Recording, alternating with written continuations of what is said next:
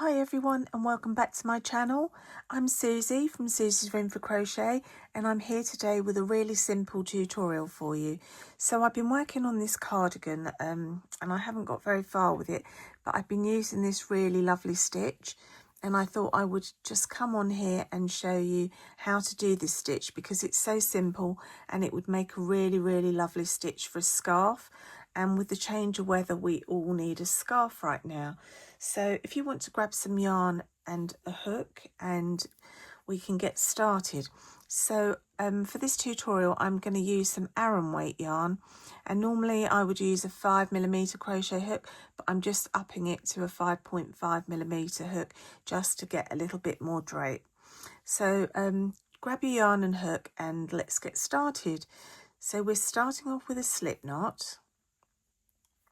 And then we're going to chain the width of our scarf in multiples of 4.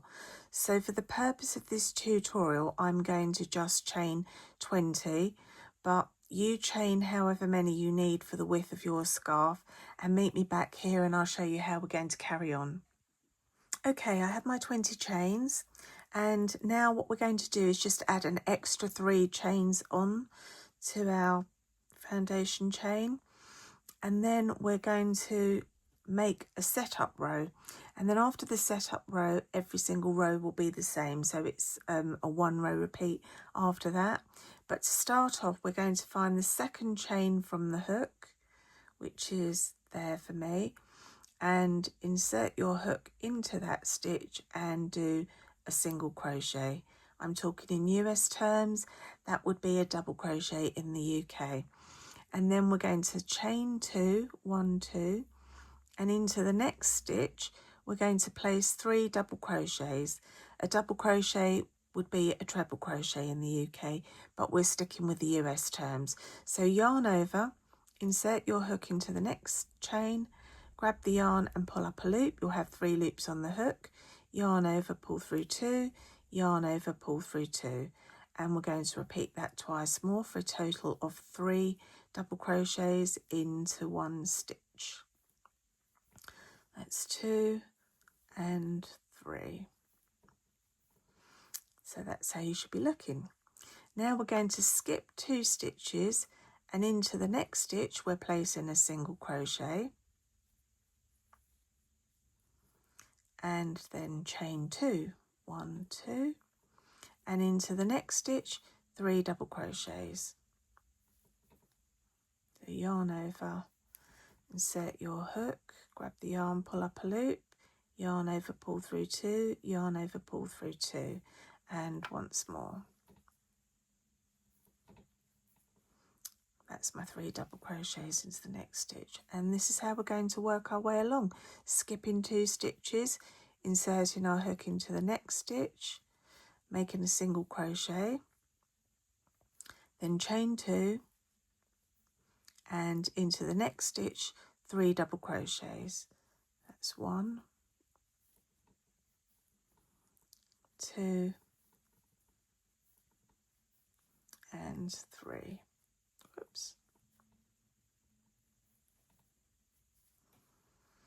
So work your way along your chain, skipping 2, making a single crochet in the next stitch, chain 2 and 3 double crochets into the next stitch. And before we get to the end, I will meet you back to show you how we're going to finish off. But this is how you should be looking, working along with me. Okay, I'm almost to the end of my row.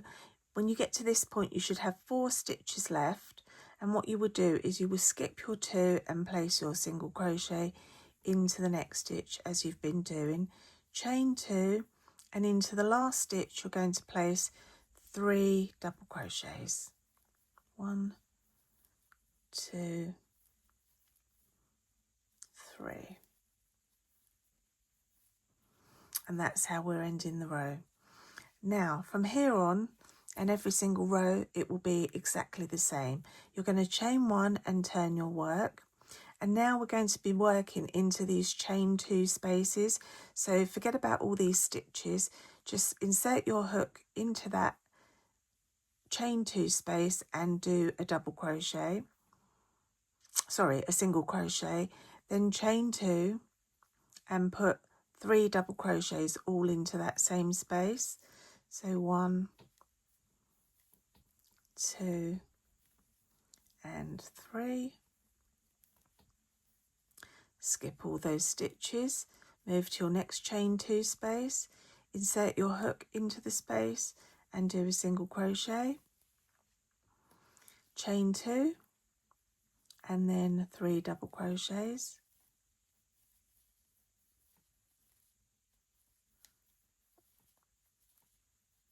Move over to your next chain 2 space, insert your hook and do a single crochet, chain 2 and 3 double crochets.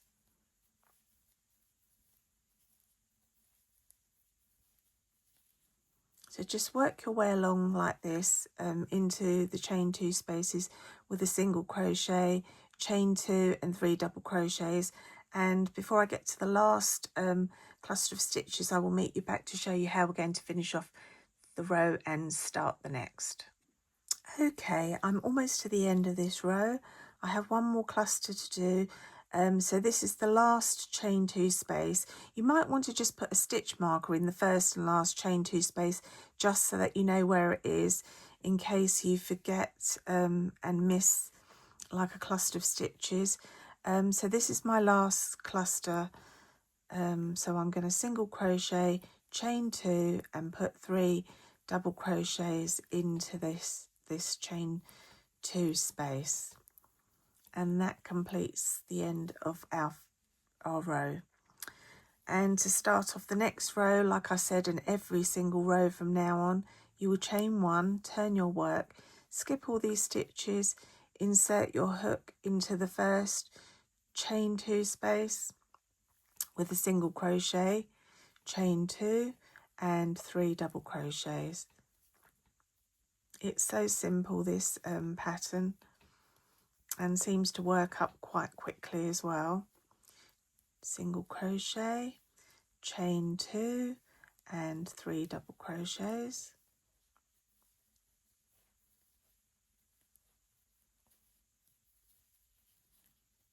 And then move to the next one and work your way along. I'll come back just before I finish this row to show you how we're going to end one more time. Okay, I'm almost to the end. Here is my last chain 2 space, so I'm going to single crochet into that space, chain 2 and place 3 double crochets into that last chain 2 space. And that's how we should look. And I have 6 little clusters to start with, so I should have 1, 2, 3, 4, 5, 6, 1, 2, 3, 4, 5, 6. You should have the same amount of little clusters for each and every row that you do if you're placing your stitches in the right place. I'm going to do a few more rows and come back just to show you what it will be looking like for a scarf. So meet me back here and I will show you my work after I've done a few more rows.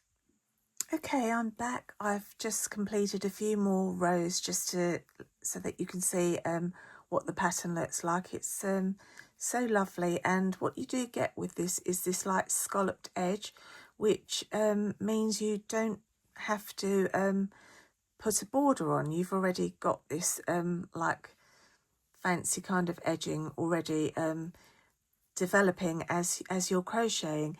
I straightened my edges because I'm making a cardigan and I have to do some joining, but for a scarf I would just leave mine like that. And I don't actually know what this stitch is called, but if anyone does know what it is, please let me know in the comments below. It is very similar to the Drunken Granny stitch, but it's not quite the same. It is slightly different. So I hope you've enjoyed this little tutorial today.